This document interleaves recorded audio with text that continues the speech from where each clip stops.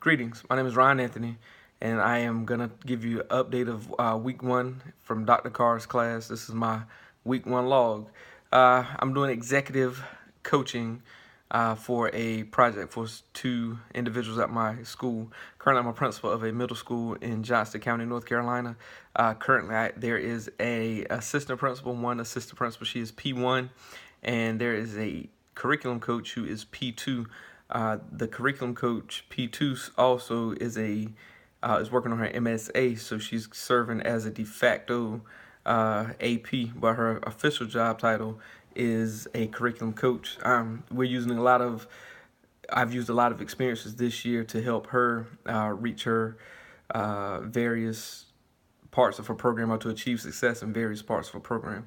So what we're executive coaching on actually is a part of my dissertation, which is restorative justice or restorative discipline. So currently we've looked at data for about 2 years. I've been principal of the school for about 2 years. Over the past 2 years, we've seen an increase in disciplinary referrals, out of school suspensions, in school suspensions, period detentions, and also long-term suspensions. My dissertation topic is on restorative discipline, restorative justice, I'm trying to figure out a way to curb the issues that come along with students being suspended from school, students being in ISS and missing instructional time. We've tried positive reinforcements like PBIS. We have 4 different grade levels. We've tried 4 different things, or 1 thing per grade level. We tried points. We've tried the PBIS model school-wide. So we tried numerous things to curb this issue in our school. Currently, the school is a Title I school. It's about 70% free and reduced lunch, high poverty area, great community though, great students. They do have some environmental challenges and we're trying to overcome them. One example of a challenge would be students that have altercations outside of school. Fortunately, they don't bring the altercations to school. They understand that there's stiff penalties for disrupting our school day. However, if I could get them to not have altercations outside of school, that would be great. To also help with our school culture and climate, because a lot of baggage is brought in to school from the weekends or school weekend afternoons days. So we're looking at a program called Engage Students. This program has a 4-step piece or four tools to the program that will help address student discipline that follows along with the restorative justice, restorative discipline part. So currently, we have ordered the program, and we're waiting for the program to arrive. However, I've already started developing our professional development that will go along with this piece. Also, I've assigned various tasks and roles individually for P1 and P2, but both of whatever the assignment is, it works seamlessly together. So P1 might be in charge of one phase and P2 is in charge of the second phase, but the first phase and second phase go together, so that kind of keeps in touch with our executive coaching model. So we're going to focus on one skill, and we'll develop our implementation plan and then implement it and roll it out to the staff. So that is a overview of what we're doing with the executive coaching piece.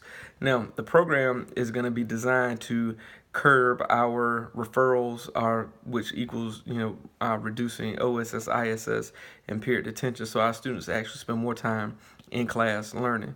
Part of the program has allowed us to, or asked us to, take a environmental scan of our program, of our policies, procedures, to see what type of school we are. Are we a punitive school or a non-punitive school?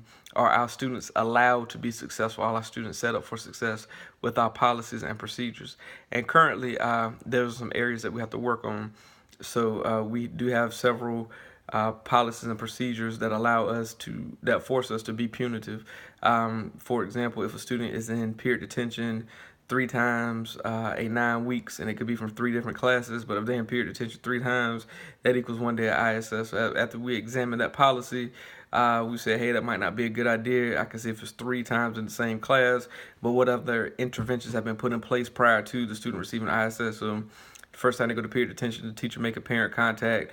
Is the teacher following up with the log, or is the teacher doing the same thing, just send them out, and then when they come back, oh, you sent me out yesterday, and we have a problem. So that's what ties into restorative discipline, restorative justice piece, because If you know anything about restorative justice discipline, and I'm currently researching it, but basically, to put it in a nutshell, it's the process, the steps that need to be taken to reconnect students to the classroom or to the school once they've been disciplined, and also coming up with a new discipline tactic before having to send someone OSS or ISS or period attention. So to bring it all to a close, or to put it in a nutshell, P1 and P2 and myself I'm executive coaching P1 and P2, and we're working on restorative discipline justice, but more importantly, we're focusing on the engaged students piece that will be implemented to curb discipline referrals at our school for OSS and ISS. And we're assigning roles, and in next week's video, I will be able to give you more information about the roles that are assigned and the progress that we made. Thank you, and have a wonderful night.